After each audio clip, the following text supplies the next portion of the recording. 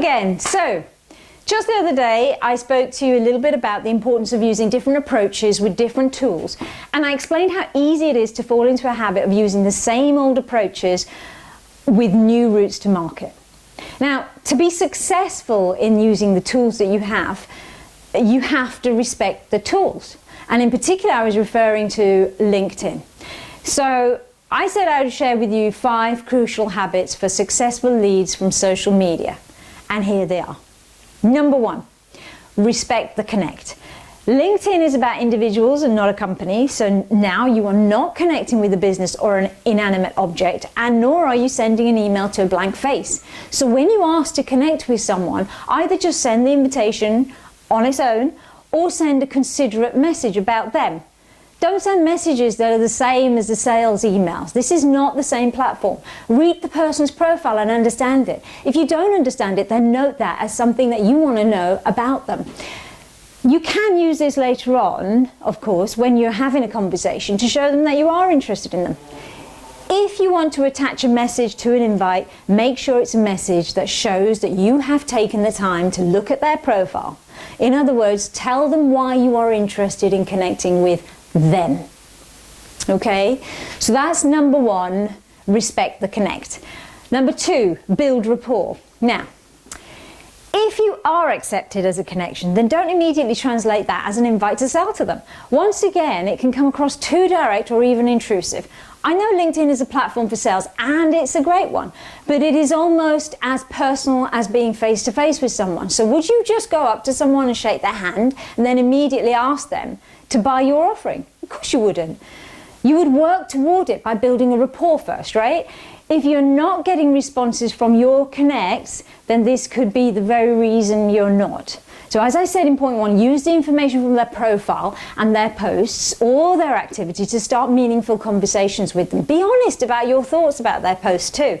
Don't suck up to them. You'll gain more respect by being honest, but make sure to be professional about your views. Remember, LinkedIn is about egos, and no ego wants to be put down. All right, so that was number 2. Now, that's build rapport. Number 3, build value. Sold to versus bought from. Now, I use this phrase often in sales training sessions because it's a great way to get salespeople thinking about both sides of the counter. If you ever buy something that does not quite meet your expectations, then you're probably going to blame the person who sold it to you. However, when you're completely satisfied with what you've bought, you're more likely to use the words bought. Let me just put that into context and explain it using examples. So, here's one. I'm having trouble setting up this data. I'm not sure they sold me the right one for my system.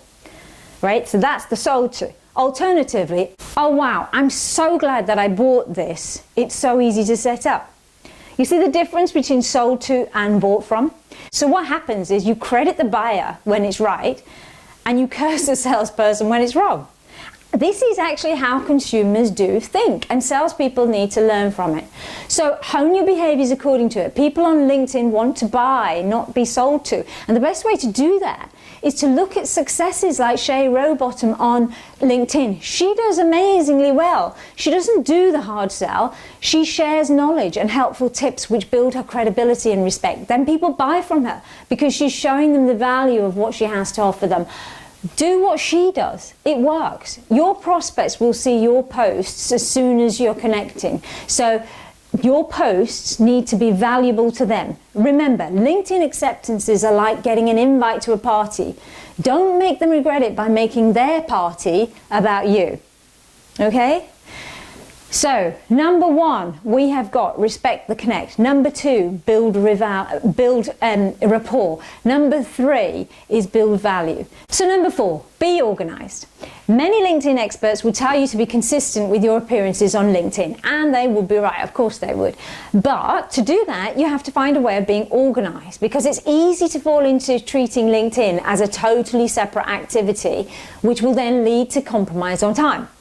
Now, you've got to sort of balance your time between both social media and other lead generation activity. To make you more effective all round, it's best to make sure that all of your connections from LinkedIn are added to your main database, where you can then make notes and follow up accordingly. Remember, LinkedIn is a communicating tool, not a database. Don't rely on it to tell you what you need to know about how to manage your communication with each different person.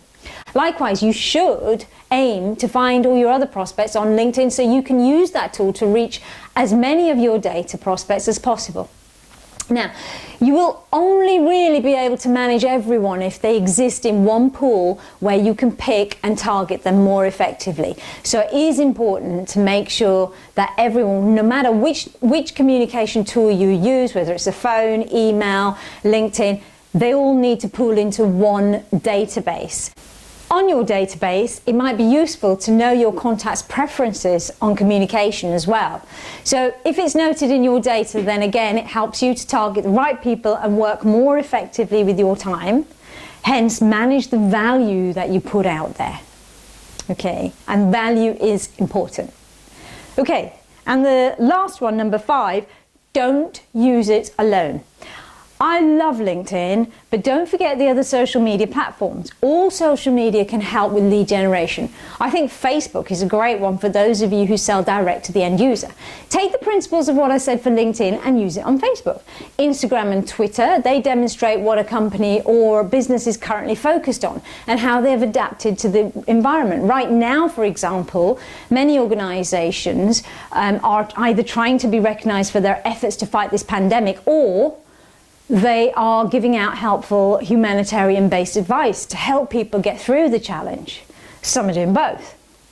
By looking at these sites, you will get a feel for their culture, their values, and you can then start to tailor your approach so that you can reflect them in the way you communicate and reflect your levels of empathy and concern for the current situation.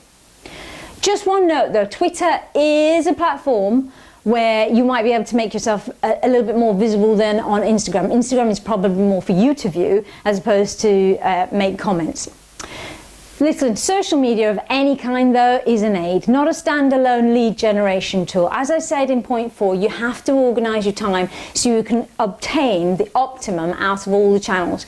Social media, telephone and email, as well as the old-fashioned post, use combinations of these to be noticed, to be heard, and more importantly, to point out the value that you can bring to your prospects. All right?